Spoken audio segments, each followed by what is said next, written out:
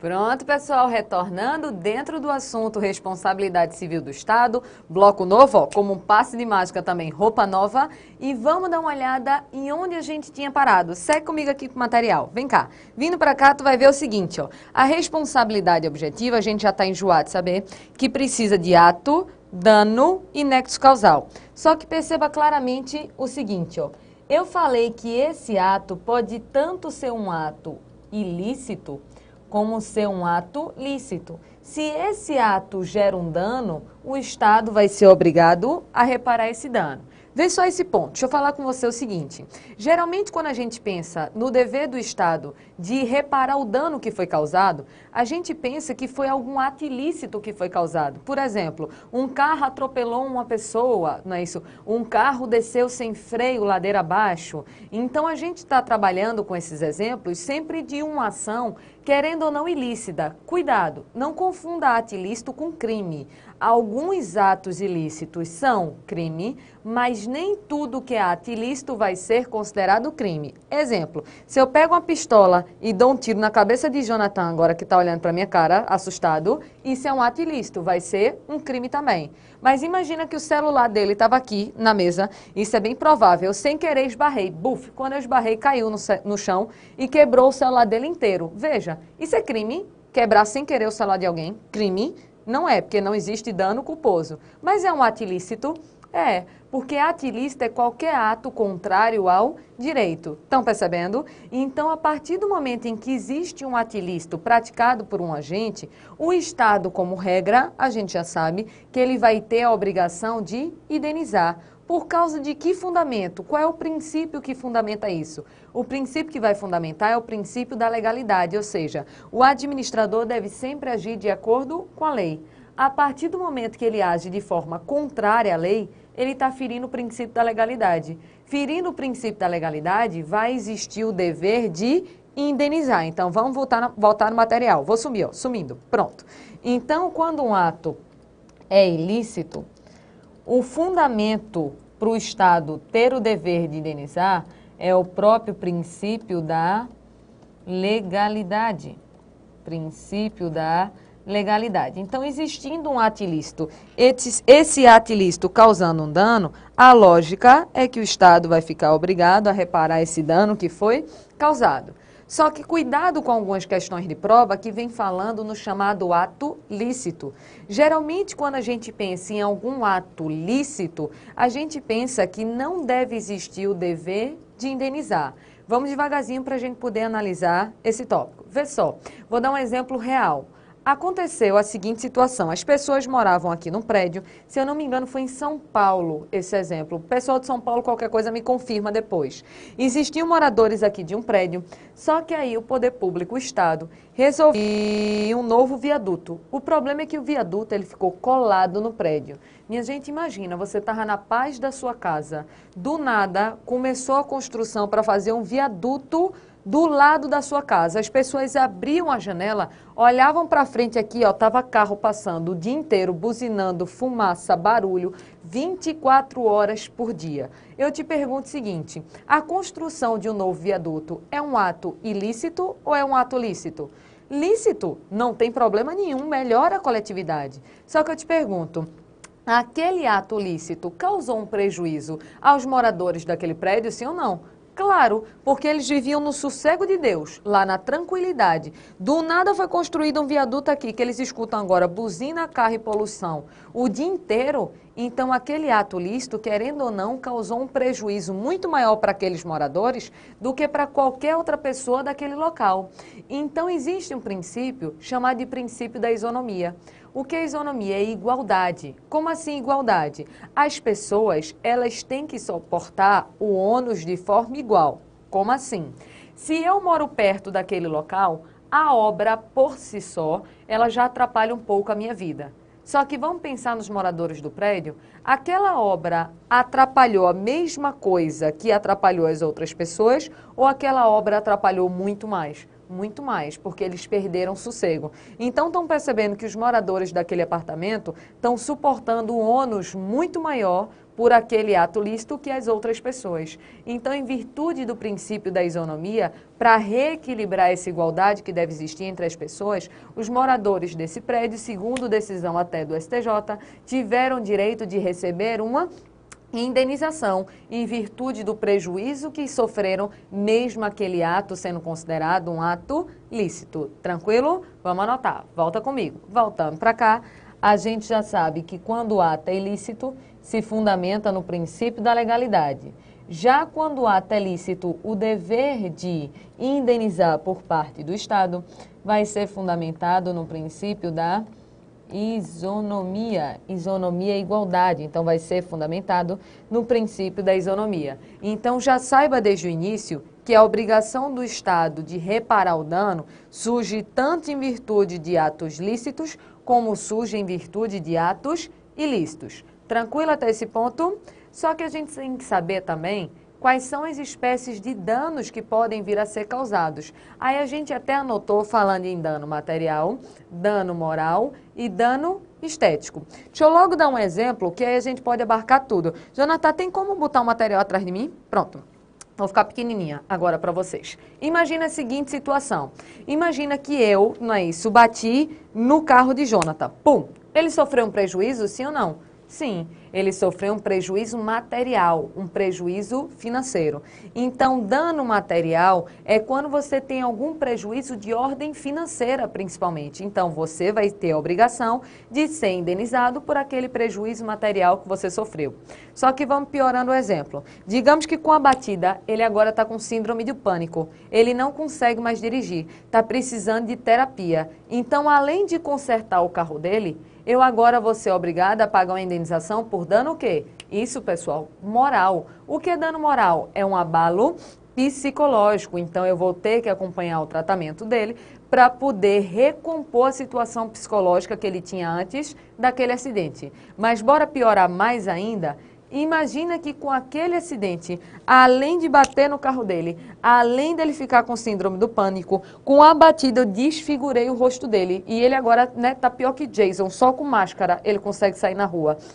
Então, numa situação dessa daí, perceba que ele sofreu também um dano estético. Que dano estético é esse? Dano em sua aparência. Então, muito provavelmente, eu também vou ser obrigada a pagar algum tipo de cirurgia para poder reparar aquele dano estético que eu causei. Eu não estou dizendo que sempre vai existir o dever de indenizar por dano material, moral, estético. Os fundamentos são diferentes, então uma única conduta pode gerar indenização só por dano material, só por dano moral, só por dano estético. Mas essa mesma conduta pode gerar o dever de indenizar em relação aos três. Então era isso que eu queria falar com vocês em relação ao ato, que pode ser lícito ou ilícito, e em relação ao dano, que pode ser material, moral ou estético. E a gente já sabe que fundamentado aqui, na responsabilidade objetiva, existindo o ato, dano e nexo causal, como regra, o Estado vai ter a obrigação de reparar o dano que foi causado pelos seus agentes. Até aí, tranquilo? Facinho? Eu quero ir então com vocês para o último ponto de responsabilidade civil. Qual é o último ponto? É a chamada responsabilidade por omissão. Porque pensa comigo o seguinte, até agora, todos os exemplos que eu estou dando são de condutas comissivas. O que é conduta comissiva? É conduta por ação. Então, fazer uma comissão é fazer uma ação. Só que pode ser que o poder público acabe causando algum dano ao particular por uma omissão e não por uma ação. Como assim? Vamos devagarzinho para a gente entender, só para você perceber que um dano pode ser tanto por ação quanto por omissão. Imagina o seguinte exemplo, tem a mãe e o filho recém-nascido. Se a mãe aperta o pescoço do filho recém-nascido até ele ficar sem respiração e o filho morre, ela causou um dano por omissão ou por ação? Ação, ela apertou o pescoço. Agora a mãe pode ser que mate o filho com o seguinte, o filho recém-nascido está aqui chorando, chorando, chorando, querendo comida. E ela simplesmente não dá comida, não dá atenção, não dá nada. Vai chegar uma hora que aquela criança não vai suportar e vai morrer. Só que a morte dela não foi por uma ação da mãe, foi por uma omissão. Então é só para te mostrar que um prejuízo pode ser causado tanto por uma ação quanto por uma omissão. Aí vamos voltar para o material. Segue comigo, vou sumir, ó, sumindo. Pronto. Então, deixa eu pegar agora a parte em slides. Essa parte aqui a gente já viu. Eu quero ir com vocês aqui para a parte do dano por omissão. Vê só, em relação ao dano por omissão, eu tirei esse trecho daqui do livro de Alexandre Maza. O que importa é o seguinte, ó, uma omissão vai ser relevante quando ela é violadora de um dever de agir. A omissão é relevante quando ela é violadora de um dever de agir. Como assim, professora? Estou entendendo nada. Então, vamos desenhar, que vai ficar muito mais fácil esse tópico daqui, a gente fazendo um esquema. Deixa eu só pegar uma página em branco para a gente começar a desenhar esse ponto. Eita, passei o errado, deixa eu só vir para cá. Pronto. Então, vamos visualizar o seguinte, ó. Pode ser que uma omissão venha a gerar o dever do Estado indenizar. Mas quando é que essa omissão é relevante? Quando existia um dever do poder público de agir, mas o poder público simplesmente não faz absolutamente nada. Então, a omissão vai ser relevante quando ela tinha o poder público um dever de agir, só que o poder público não agiu. Aí, quando eu chego nessa parte daqui, eu vou te dar um exemplo real. Esse exemplo, eu juro que é real. Aconteceu comigo. Parece brincadeira, parece que eu estou inventando, mas você vai ver que o exemplo é real. Um belo dia, muitos anos atrás, eu ainda estava na faculdade de Direito, aí eu estava fazendo uma isolada, nem me lembro de quê, mas eu estava fazendo dentro da faculdade um cursinho com alguma isolada de algum assunto. Aí, do nada, chega a coordenadora, entra na sala e faz assim: o proprietário do carro tal, placa tal, tal, tal, está nessa sala. Aí eu digo, pronto, né? Quando você está numa sala de aula tranquilo e feliz, chega a coordenadora e chama, não é isso, o seu carro, você diz, pronto, alguma coisa aconteceu. Ou rebocaram, ou estão multando, ou bateram, ou alguma coisa. Eu já saí da sala apreensiva.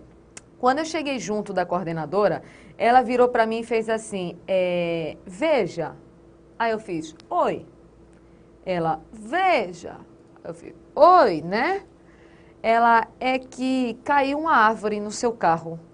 Aí eu fiz, oi? Agora o oi foi meu. Como assim? Você nunca espera que vai cair uma árvore no seu carro. Naquele dia não estava chovendo, não estava ventando. A maldita daquela árvore simplesmente resolveu morrer naquele dia e em cima do meu carro. Tinha 500 carros para ela cair. Ela escolheu só o meu. E meu carro na época era um Ford Ka. É deste tamanho o Ford Ka. A árvore caiu inteira em cima do meu carro. Quando eu cheguei na rua, já era a comoção da rua, né? Eu me lembro até hoje de um senhor, cheguei lá, ele já me entregou um CD, um DVD, dizendo, tô, minha filha, eu já fiz as fotos, você já pode dar entrada no processo. Aí eu só fiz, obrigada, senhor. Fiquei bem assustada com a árvore inteira em cima do meu carro. Eu me lembro até de eu ligando pro meu pai, né? Ligando pro meu pai e dizendo, pai, caiu uma árvore no meu carro. Resposta do meu pai, deixa de brincadeira.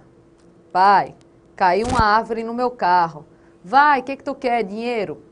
Pai, tu não tá entendendo. Caiu uma árvore no meu carro. Resposta do meu pai. Puta que pariu, caiu uma árvore no seu carro. Então, até a pessoa processar que realmente, não é isso, caiu uma árvore no carro da pessoa, demora.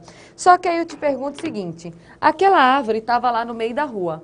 Existe um dever da prefeitura de fazer a fiscalização e a poda daquelas árvores. Então, a prefeitura tinha um dever de agir, mas não agiu. E a omissão da prefeitura me causou um dano, sim ou não? Sim, meu carro ficou lá, parecendo um maracujá preto, todo uma bolinha preta assim, com a árvore em cima.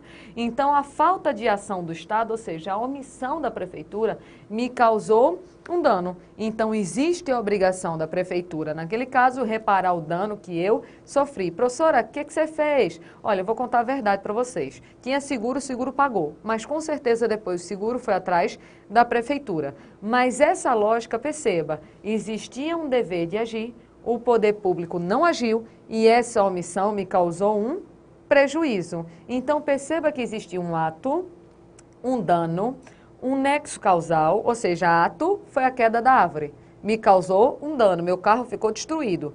E existiu o nexo causal, porque o dano é fruto daquele ato. Só que ainda existe a necessidade de provar que o poder público tinha um dever de agir e não agiu. O que eu estou querendo dizer com isso? Deixa eu sumir um pouquinho, ó. Estou sumindo. Pronto. Então, voltando aqui para o material, eu estou dizendo que no caso da omissão, o particular prejudicado, o particular, para poder ter direito a uma indenização, o particular, para ter direito a uma indenização, ele vai ter que provar o seguinte, ó. Ele vai ter que provar que existia um ato, que no meu caso foi a queda da árvore. Esse ato me causou um dano, meu carro, meu Deus, ficou todo destruído. Tem que provar que entre ato e dano existe um nexo causal. E ainda tem que provar o seguinte, ó, que existia um dever do poder público ter feito algo, ou seja, provar que existia um dever de agir, mas que o poder público não agiu. Se o poder público tinha um dever de agir e não agiu, é porque não agiu porque não quis, ou seja, com dolo, ou porque foi negligente, imprudente ou imperito, ou seja, não agiu por culpa. Então, percebendo que se o particular tem que provar que existiu, ó, ato, dano, nexo causal e a violação de um dever de agir de forma dolosa ou culposa, eu estou dizendo para vocês o seguinte, ó, que no caso da omissão, a responsabilidade do Estado segue o modelo de responsabilidade subjetiva. Estão percebendo a diferença? Vou até pegar um desenho mais antigo que a gente já fez para poder te mostrar. Eu volto para esse daqui. Deixa eu só procurar um desenho que a gente fez. Cadê? Foi lá no início. Pronto. Então aqui, ó, lembra que eu já tinha até colocado que no Brasil, quando a conduta é praticada com ação, ou seja, por um ato comissivo, se o poder público fez algo, ou seja, foi a ação do poder público que te causou um dano, você vai ter que provar só 3 coisas: ato, dano e nexo causal. Agora, deixa eu voltar um desenho daqui, ó. No caso agora, só para ficar igualzinho, pronto. Então, no caso da responsabilidade subjetiva, o Brasil adotou a responsabilidade subjetiva nas condutas por omissão, ou seja, a responsabilidade vai ser subjetiva quando o ato que foi praticado pelo poder público for um ato omissivo. Então, perceba a diferença. Quando falar em ação, a responsabilidade ela é objetiva. O particular prejudicado só precisa provar ato, dano e nexo causal. Já quando falar em omissão, o particular prejudicado vai ter que provar ato, dano, nexo causal e dolo ou culpa. Por que dolo ou culpa? Porque tem que provar que o Estado tinha que ter feito algo, mas não fez. Estão percebendo a diferença da responsabilidade subjetiva para a responsabilidade objetiva? Tranquilo até aí? Vou voltar no desenho que eu estava. Voltando. Pronto, nesse daqui, para você poder tirar o print.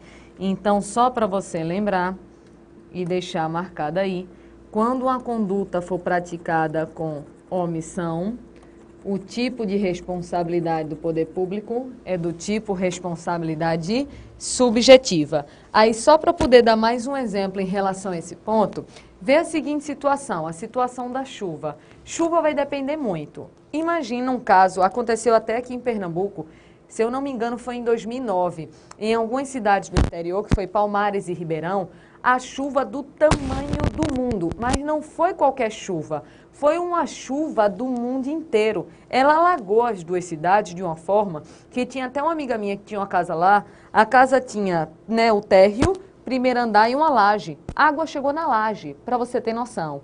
Então veio a chuva causou um dano. Eu te pergunto, a prefeitura, ela tem a responsabilidade civil de indenizar aqueles danos?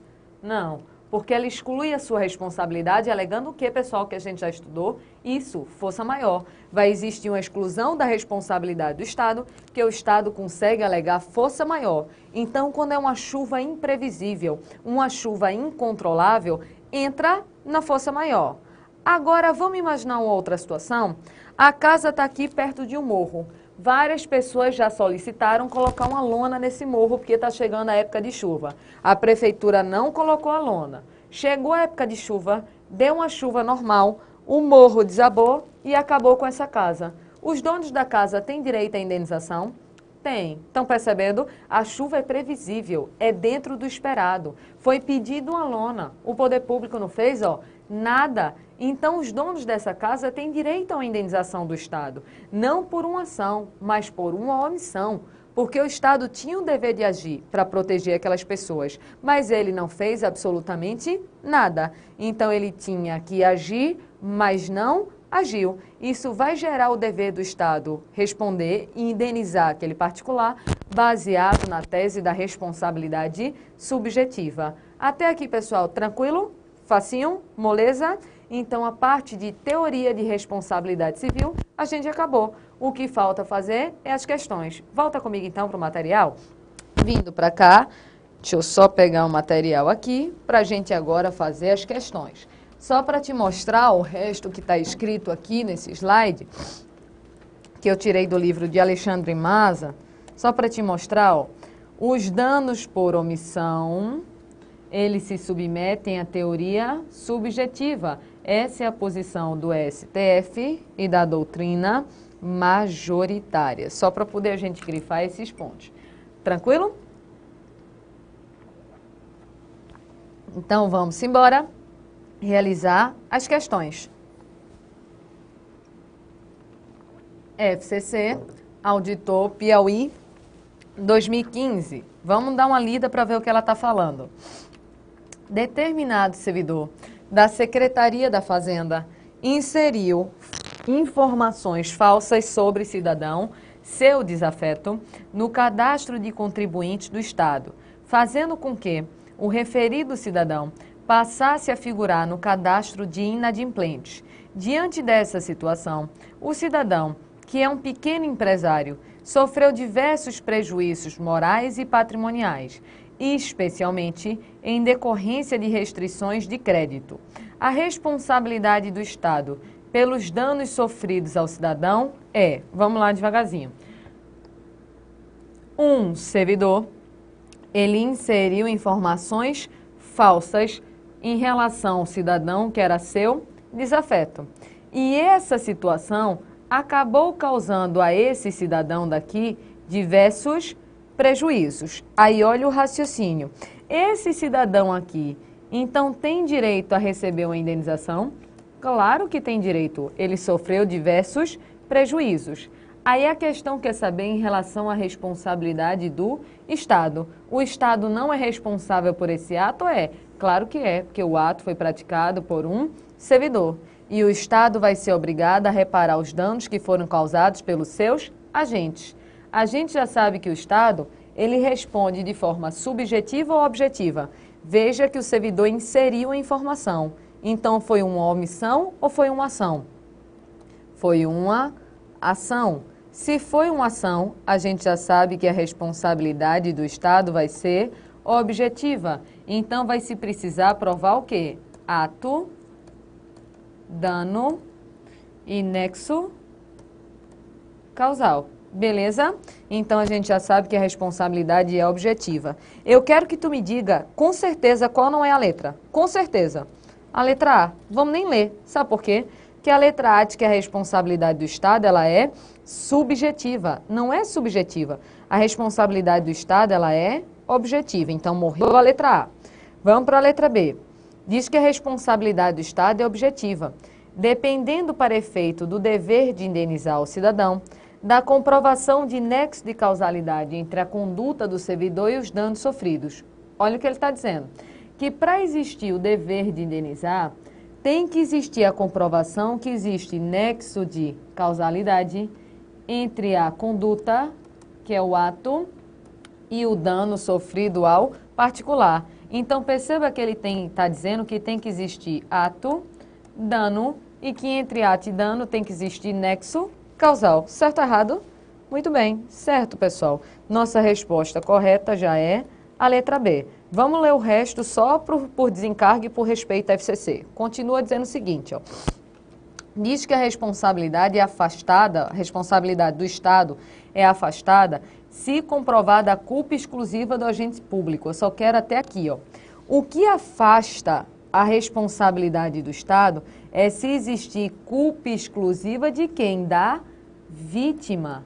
Se a culpa é exclusiva da vítima, aí sim o Estado, ele exclui a sua responsabilidade. Lembra das excludentes? Culpa exclusiva da vítima, força maior e culpa de terceiro. Mas se a culpa é exclusiva do agente público, o Estado, ele é obrigado a indenizar. Só que depois ele vai fazer o que em relação a esse agente? Isso, entrar com uma ação regressiva. Então a letra C já está falsa. Vê a letra D. Diz que a responsabilidade do Estado está condicionada à comprovação de dolo do servidor. Precisa provar o dolo do servidor? Não, porque se a responsabilidade é objetiva, é porque não se precisa provar nem dolo e nem culpa. Não se precisa provar nem dolo e nem culpa. E a letra E diz assim, ó, a responsabilidade do Estado decorrente da prestação de serviço público, não estando presente na situação narrada em face da conduta dolosa do agente público. O que está dizendo é que a responsabilidade do Estado não está presente nessa questão. Não está ou está? Está, porque o Estado responde pelos atos praticados pelos seus agentes. Por isso que só confirmando questão número 1, FCC Auditor Piauí 2015, letra B de bola. Tranquilo, pessoal? Fácil demais. Bora para a segunda questão. CESP, Piauí de novo. Piauí está bombando de concurso esse ano. Vamos para a segunda questão. De acordo com a teoria do risco integral, é suficiente a existência de um evento danoso e do nexo de causalidade entre a conduta administrativa e o dano para que seja obrigatória a indenização por parte do Estado, afastada a possibilidade de ser invocada alguma excludente de responsabilidade. Vamos ler devagar? O que ele está falando é na teoria do risco integral. Lembra dessa teoria? O Estado sempre vai ser obrigado a indenizar se existe ato, dano e nexo causal. Está dizendo que na teoria do risco integral é suficiente existir um dano, um nexo causal e uma conduta. Conduta é ato. Está dizendo que no risco integral basta ato, dano e nexo causal, que nesse caso vai ser obrigatória a indenização por parte do Estado. Até aqui, certo ou errado, pessoal? Perfeito! A gente viu que no risco integral, existindo ato, dano e nexo causal, o Estado automaticamente já vai ser obrigado a indenizar. Aí continua e diz aqui, ó, afastada a possibilidade de alegação de alguma excludente da responsabilidade. Certo ou errado? Certíssimo. Por que é afastada essa excludente? Porque a gente lembra que a teoria do risco integral, ela não admite a alegação de quê? De excludentes. E quando a questão fala que é afastada a invocação dessas excludentes, a questão número 2, ela está completamente correta. Tranquilo? Questão 2, pessoal? Facinha? Pronto, já foi a FCC, confirmando a da banca do CESP. E agora a gente vai para a última questão, que é uma questão CAIP, sem nem o que é isso, não é isso, que banca é essa, mas fez uma prova lá em São Paulo, não é isso? Um abraço para o pessoal de São Paulo. Vários e-mails de São Paulo estou recebendo, viu, pessoal? Um beijo para vocês. Então, vê a terceira questão dessa banca que eu não conheço, mas é o que eu disse, uma questão da FCC, uma do CESP e uma de uma banca estranha. Vamos ver. Completa as lacunas. Vê, já não merece muita credibilidade. Completar a lacuna é para matar. Vamos lá. As pessoas, tracinho, de direito público e as de direito privado, prestadoras de serviço, tracinho, responderão pelos danos que seus agentes, nessa qualidade, causarem a terceiros, assegurado o direito de, tracinho, contra o responsável nos casos de dolo ou culpa. Isso aqui é a cópia do artigo 37, parágrafo 6º, da Constituição Federal. Vamos colocar agora as respostas no tracinho? As pessoas jurídicas de direito público e as de direito privado, prestadoras de serviço público, responderão pelos danos que seus agentes, nessa qualidade, causarem a terceiros, assegurado o direito de regresso contra os responsáveis nos casos de dolo ou culpa. Foi literalmente uma questão onde ele pegou a cópia do artigo 37 e simplesmente retirou algumas palavras. Quais palavras são essas? Jurídica, públicos e regresso. Questão bem babaquinha, não é isso? Mas como cai em concurso a gente mostra. Resposta correta, letra C. Confirmando, letra C. Essa daí não quero nem perder tempo com ela, que ela é muito besta. Tranquilo, pessoal, essa parte de responsabilidade civil do Estado. Então, com isso, a gente encerra mais um tópico fechado para você estudar. Um beijo a todos e até a próxima.